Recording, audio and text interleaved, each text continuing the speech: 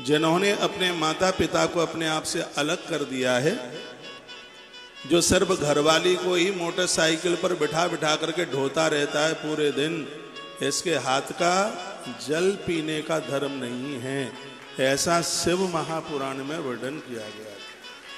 ये कथा जो कही जा रही है बहुत अद्भुत ये कथा है, चाहे पुरुष और चाहे स्त्री हो, सबके लिए सीखने के लिए ये कथा। देखिए 10,000 वर्ष हो गए और महात्मा को यह भी नहीं पता कि जवान लोग बैठे हुए हैं जिनके लिए गोस्वामी जी ने एक छंद डाला है रामायण में, ससुरारी प्यारी लगी जबते रिपुरूप कुटुंब भये तबते, नहीं माने मात पिता तबलों अवला मुख दीख नहीं जबल।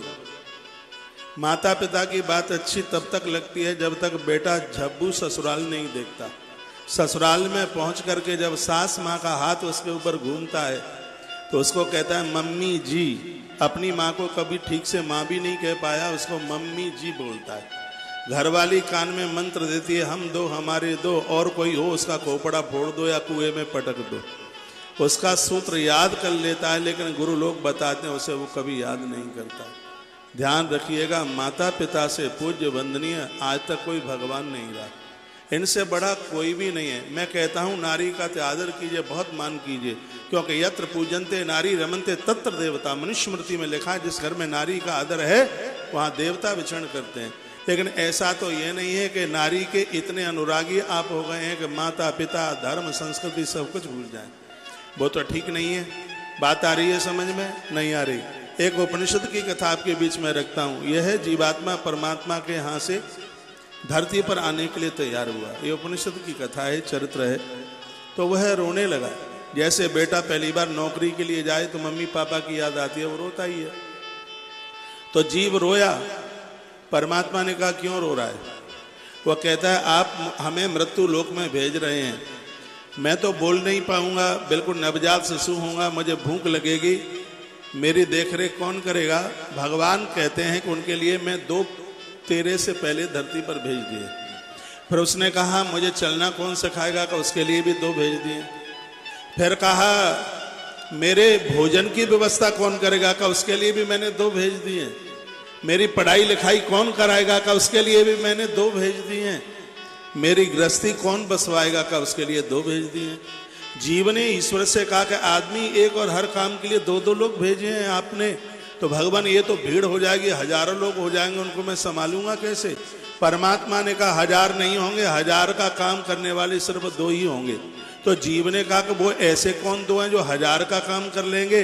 भगवान ने कहा एक का नाम है माँ और एक का नाम है पिता, जो अपनी औलाद के लिए 1000 से ज्यादा का काम करते हैं। जीव रो पड़ा, चरणों में माथा रख दिया, कहा भगवान फिर तो मैं माता पिता का ऋणी हो जाऊंगा, कर्जदार हो जाऊंगा, इनके ऋण से मुझे मुक्ति कैसे मिलेगी? तो भगवान कहते हैं बेटा तू इधर से अकेला जा रहा है, तेरी गृहस्थी बसेगी, तेरी पत्नी तेरे बच्चे सब इकट्ठे होंगे, पूरे परिवार के सहित बूढ़े माता पिता की सेवा करना, उनकी आंख में दुख के आंसू मत आने देना। मैं तुझसे वायदा करता हूं इधर से तू अकेला जा रहा है, लेकिन तुझे लेने के लिए मैं गरुड़ पर बैठ करके आऊंगा, तुझे लेकर अपने संग लेकर के आऊंगा। माता पिता की आंख में दुख के आंसू मत आने देना। इसलिए किसी ने कहा था माता पिता गुरु की सेवा जो करेगा सम्मान दुनिया देगी, वो फूलेगा और फलेगा। इनसे बड़ा कोई भगवान नहीं है। इनका आदर करना सीखिए, इनका मान करना सीखिए। आज माता देवहूति कहती है कि मैं आपकी गृहिणी हूं, मैं आपकी पत्नी हूं। 10,000 साल पहले भामर पड़ी। आज कोई 24 घंटे के बाद में पति पूछ ले घर वाली को कि कौन है तू, खैर नहीं है उसकी। इंद्रियों के ऊपर संयम होना चाहिए। रिश्ते बड़े पावन हैं, बड़े दिव्य हैं, लेकिन आज उन सब रिश्तों की गर्मा खत्म हो गई है। आंख में आंसू आ गए। कहा प्रभु मैं आपकी गृहिणी हूं, मेरा भाग्य है कि मेरी मांग में आपके नाम का सिंदूर है।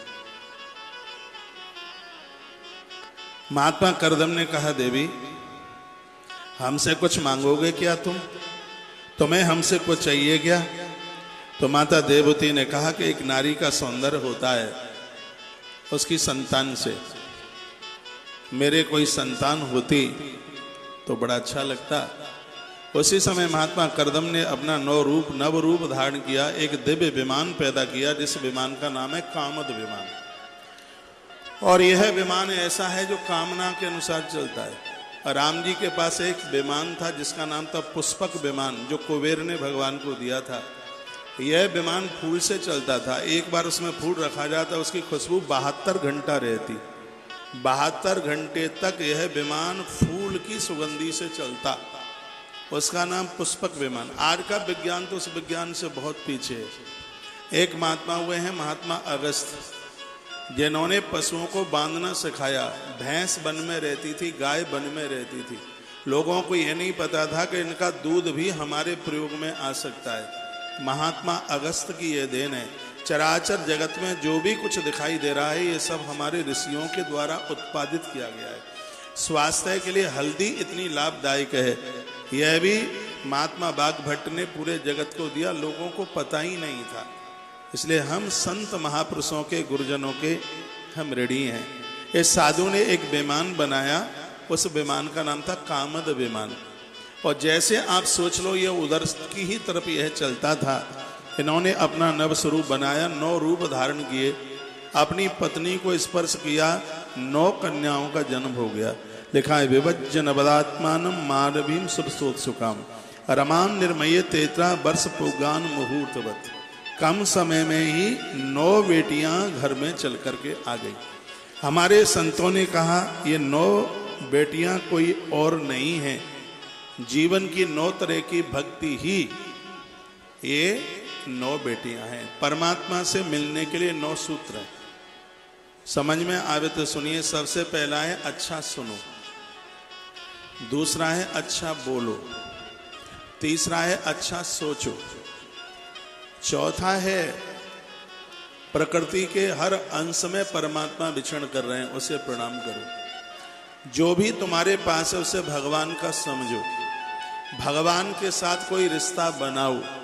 भागवत जी में प्रहलाद जी भी इसके ऊपर बोले हैं, श्रवणम कीर्तनम विष्णु स्मरणम पाद सेवनम अर्चनम बंदनम दास्य सख्य आत्मनिवेदनम। 9 भक्ति है, श्रवण कीर्तन स्मरण। देखो यहाँ चिंतन नहीं है, स्मरण है। यही इस चीज इसमें पढ़ने के लायक बात है। यहाँ चिंतन भी तो लिख देते थे। चिंतन में मन लगाना पड़ता है, लेकिन स्मरण में मन ईश्वर के चरणों से दूर जाता ही नहीं है। ये चिंतन और स्मरण में अंतर है। साधना ऐसी हो जाए कि भगवान को याद करना ना पड़े, भगवान अपने आप याद हो जाए। जैसे पत्नी को पति याद करना नहीं पड़ता, वो अपने आप याद में रहता है। जैसे माँ को बच्चा याद करना नहीं पड़ता, वो अपने आप याद में रहता है। यदि तुम्हें ईश्वर को याद करना पड़ रहा है तो अभी आपकी भक्ति कच्ची है, और जब उसको हम भूल ना पाए तब ही वो चिंतन स्मरण में बदल जाएगा और भक्ति परिपक्व हो जाएगी। तो नवदा भक्ति में चिंतन को भक्ति में नहीं लिया गया, स्मरण को भक्ति में लिया गया। इधर देखिए, ये बड़ा सुंदर सा स्वरूप है। महात्मा को 9 बेटियां हुई, और ये 9 बेटी साधारण नहीं है, नवदा भक्ति है। ग्रंथाकार सुखदेव भगवान कहते हैं, राजन यदि 9 भक्ति में से एक भी भक्ति, एक भी सूत्र चल करके आ जाए तो व्यक्ति का कल्याण हो जाएगा। उसके कल्याण को कोई रोक नहीं सकता। गोस्वामी तुलसीदास जी महाराज ने भी रामायण के अरण्य कांड में यह लिखा, और स्वयं भगवान प्रभु राम ने यह बात माता सबरी के सामने बोली। उन्होंने भी कहा था कि नव महु जिनके एक होई, नारी पुरुष सचराचर कोई। नव में जिनके एक होई, नारी पुरुष सचराचर कोई। माइक नहीं चल रहा तुम्हारा?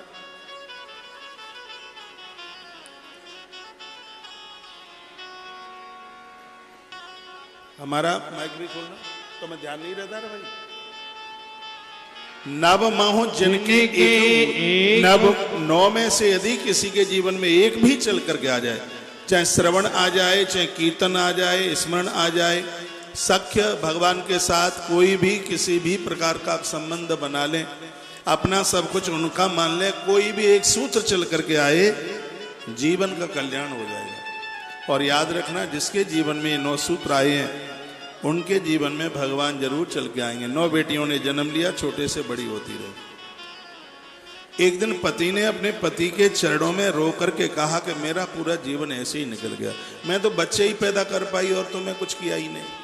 ये कथा आपके लिए है माताओं।